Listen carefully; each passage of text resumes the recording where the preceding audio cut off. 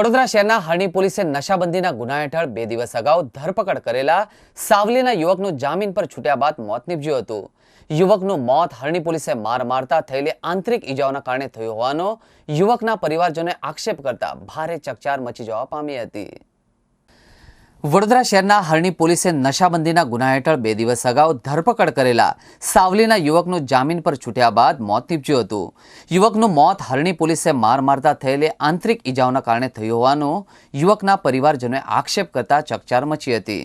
જોકે હરણી પોલીસે યુવકને માર માર્યાની વાતનો ઇનકાર કરતા યુવકના મૃતદેહને પોસ્ટમોર્ટમ માટે સયાજી હોસ્પિટલમાં ખસેડાયો હતો। આ સમગ્ર બનાવ અંગે હરણી પોલીસ મથકના પીઆઈ બીએમ રાણાએ જણાવ્યું હતું કે ચેતન અગાઉ 2 થી 3 વખત ડીઝલ ચોરીના ગુનામાં ઝડપાયો છે। ધરપકડ બાદ તેને સમા પોલીસ મથકના 15 આરોપીઓ સાથે હરણીના લોકઅપમાં રાખવામાં આવેલો। ધરપકડ બાદ સયાજી હોસ્પિટલમાં તેનું મેડિકલ ચેકઅપ પણ કરાયો હતો, પરંતુ ત્યાં પણ તેને ડોક્ટર સામે માર માર્યાની કોઈ ફરિયાદ કરી નથી। તેની તબિયત લથડતા અમે તેને દવાખાનામાં લઈને જવા માટે પૂછેલું, પરંતુ તેણે ના પાડી હતી અને સવારે જામીન પર છૂટ્યા બાદ તે તેના પરિવારજનો અને વકીલ સાથે જાતે ચાલતો બહાર ગયો હતો। તેના પરિવારજનો પોલીસને બદનામ કરવા માર માર્યાની વાત કરે છે, પરંતુ તે વાત સાવ ખોટી છે। પણ આજથી 4 દિવસ પહેલાં મારો ભાઈ એના એક મિત્રને ગાડી આપી હતી, એટલે ત્યાં આગળ કંઈક હરણી પોલીસવાળાએ ગાડી પકડી અને પેલા લોકોને બહાર દીધા। એટલે આને ડોક્યુમેન્ટ માટે આનો અમે ગાડી હતી એટલે ડોક્યુમેન્ટ માટે બોલાયો।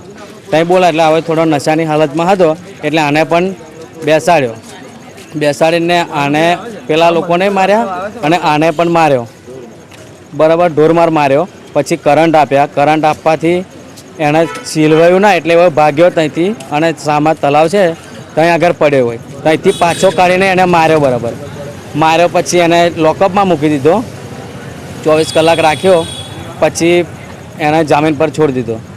જામીન પર છોડ્યા પછી એની તબિયત એકદમ નોર્મલ હતી, કારણ કે ત્યાં એને વામિટ ને એવું બધું લોહીની ને એવું થઈ ગયેલું, કારણ કે પેટમાં કિડની પણ કરંટનો અસર થયો એટલા માટે। પછી તેને અહીં સયાજી હોસ્પિટલમાં તે દિવસ લાવ્યા હતા, તે અહીંયા રિપોર્ટ કઢાયા દવા, પછી પાછું એને ઘેર લઈ ગયા। પછી પાછું આજે બપોરે એને વધારે આમ થઈ ગયું, અમે દવાખાનામાં લાવ્યા તો લાવતા એનું મૃત્યુ પામી ગયું।